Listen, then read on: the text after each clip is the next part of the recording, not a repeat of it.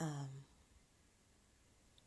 just wanted to just talk, but, you know, it kind of became a subject matter that I wanted to tackle with you all, and that's the subject of radical self-acceptance. I've spoken about that before on Instagram, and, you know, I've talked about how I was going to take whatever it was that I had and make it look good, you know. And over the past, you know, since my gran died, I realised that's exactly what I've been doing. When she was alive, she would always talk about the fact that that being fat was a good thing. And she was literally the only person in my family that actually said being fat was a good thing. Because to her, it was a sign of health. There were times where she used to be so weak she couldn't eat anything. And for her mind, as long as it wasn't too far, as long as you didn't struggle to get out the door, it was actually okay to be like a little bit chunky. I mean, from Jamaican culture, it's, you know, it's okay to have some, you know, some meat on your bones or what have you. Even though, you know, people like slim girls too. There's less of a stigma around, you know, fatness or anything else. And, you know, but I have to admit there are other people that are around me that seem to have a real problem with fatness and everything, because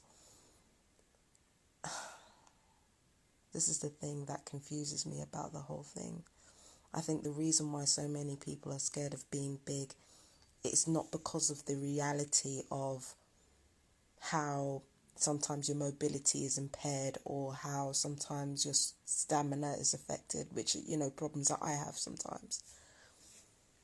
I realise that it's not the health problems that makes people fear being big. It's actually the stigma which is caused by people being insulting about fat people. The reason why they don't want to be us, or people don't want to be us, is not because of the health problems that may have caused being bigger. It's not because of the genetics that might have caused being bigger. It's not because of the eating disorders that might have caused being bigger. It's not because of any of that. It's because they actually see how we're being treated and they don't want that same treatment for themselves. So they put the heat on you in the hopes that they, you know, that heat won't touch them. And it's not even just about being fat. It's about almost anything that is remotely different or not up to the so-called universal standards, right? So because they feel bad about, you know, being themselves and what that says about them, they want you to feel bad about the way you're treated, if that makes sense. It's like people feel bad about the way that they treat you, but instead of sitting with that and kind of realizing, hey, I feel bad about how I'm treating this person, they will deflect that onto you instead, because they don't just feel bad about the way that they treat you, they feel bad for being bad. So all of that shit is deflected onto you. And my response to that is this: it doesn't matter how much we criticize people for making fun of folks, or, you know, fat people are always going to be made fun of, skinny people are always going to be made fun of, because honestly, human beings are kind of weak anyway.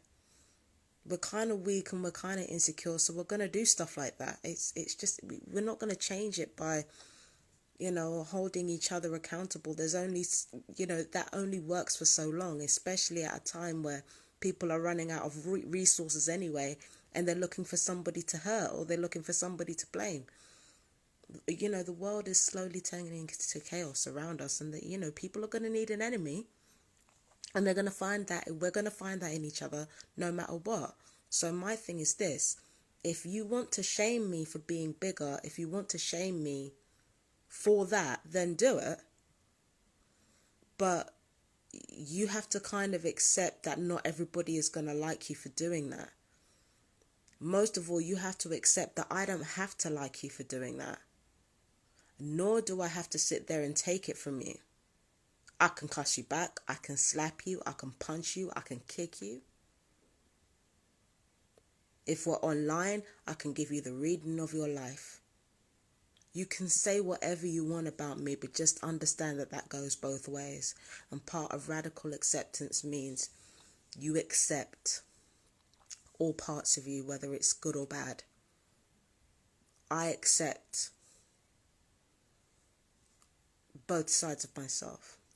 I accept the fat, queer person. I'm pan, by the way. I'll explain about that in a minute. You know, I'm not fat. That fat is not an identity. My body is bigger than it perhaps should be for somebody with my frame. Yeah? So at the moment, my body is bigger than it should be for my frame. That's what it is, right?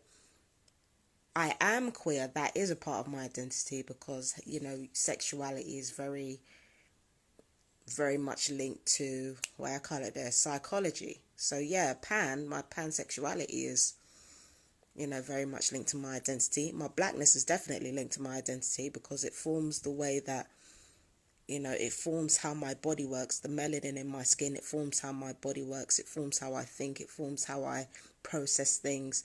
It also forms the lineage that I come from, and, you know, and the intergenerational trauma, and also the intergenerational blessings that I've gotten from my ancestors. So it's definitely a part of my identity. Being female is a part of my identity. Same thing, okay? So I accept that. I have radical acceptance of the part of me that embraces these things, but I also radically accept the internal racism, the internal queerphobia, the internal misogyny. I accept everything. Like, I am completely accepting of the part of me that loves myself and the part of me that hates myself. I'm not splitting the two up anymore. I refuse to do it. I refuse to split up the me that wants to empower people, wants to uplift people, that wants to make people feel good, from the side of me that wants to destroy and wants to take down motherfuckers left and right. That, as far as I'm concerned, they both have equal acceptance with me. Okay? As far as I'm concerned, I accept the fact that I don't always like myself. I accept the fact that I don't always hate myself. I accept the fact that I tell the truth. I accept the fact that I lie. I accept the fact that I am an abuse victim. I accept the fact that sometimes I can be abusive. I accept all of it. And in accepting it, I don't care whether other people approve of that or not. I am not interested in how other people see me. I'm not interested in whether or not they approve of anything that I do or say or anything like that. Okay? I'm not interested in what people think of that. If there are people who like me and people who rock with the full complexity of who I am as a woman, cool, they can rock with me. And if they don't rock with me, then they know what to do. But one thing I'm not going to do anymore is allow myself to get mad at other people for not accepting me, because acceptance starts from here. If I'm not aware of myself and I don't accept myself, I've got a problem. And unfortunately, that also means accepting the part of myself that doesn't accept me. I've got to accept all of it. Because hear what, right? Nobody else is going to do it. Therefore, I have a message for the detractors and the racists and the sexists and the misogynists, but especially the people who are fatphobic and queerphobic. You got to accept yourself for who you are. And what that means is you do not get to play victim when people don't like you for your views. If that is who you truly are, radical acceptance. Be who you are. Don't apologize for existing. Walk through this earth and do what you need to do. But if you feel any semblance of shame about the things that you do, you need to accept that too and not project that onto anyone else. Accept responsibility for the way you behave. That people don't like to do that. People don't like to do that. They don't like to be aware of and accept themselves exactly as they are and not as what they and everybody else wants them to be. And people got a real problem accepting themselves and accepting the consequences for their behavior. We've got a big problem with that. That's got to change. If I accept myself exactly who I am, is the pain going to stop? Is it going to stop hurting when people attack me? No, it's not. But I accept it. Because I accept me. And I accept my feelings. And I accept that I have the right to my feelings.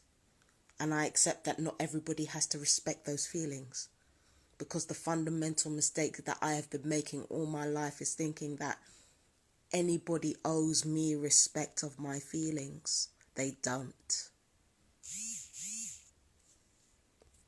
They don't owe me respect for my feelings. I don't owe them respect for my feelings.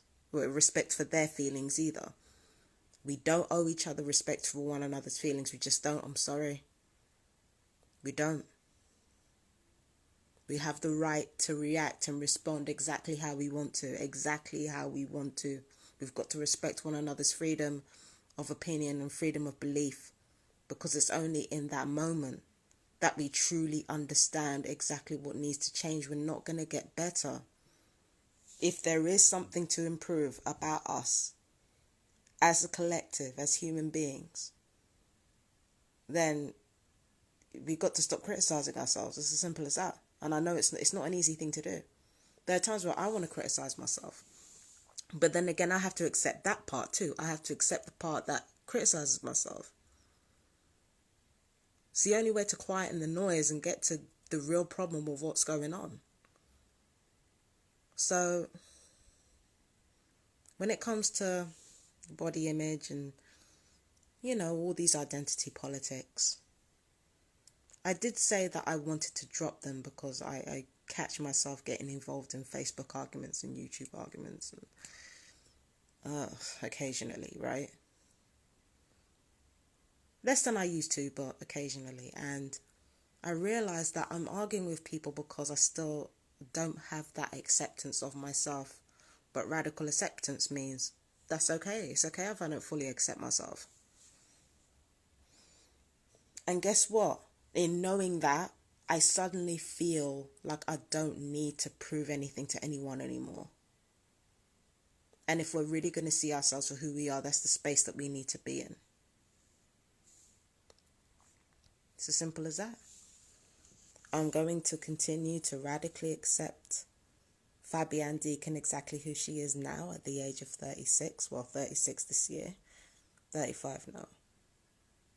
I'm going to continue to accept Fabienne exactly as she is.